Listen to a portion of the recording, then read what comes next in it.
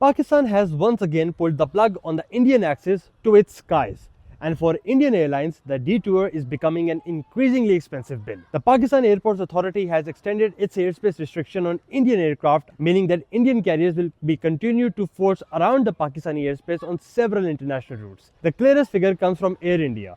When the ban was first imposed in 2025, the airline estimated that Pakistan's airspace remained closed for a full year. If it happens, it would face around $600 million in additional cost, roughly $50 million per month. At that time, Air India asked the Indian government for a subsidy to offset the financial impact. And the cost is not simply the matter of buying more fuel.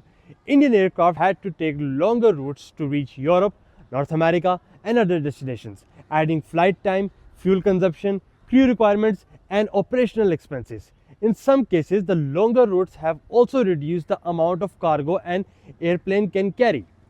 Since the ban has now continued far beyond the original 1 year estimate, the cumulative impact on all Indian airlines could be measured in billions of dollars in additional operating cost. And that is perhaps the most important point. Pakistan's airspace is not merely a line on a map, it is a strategic aviation corridor.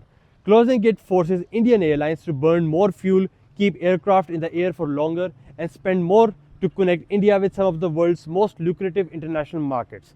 The financial pressure on the Indian carriers is set to continue, turning a geopolitical standoff into a very real aviation bill.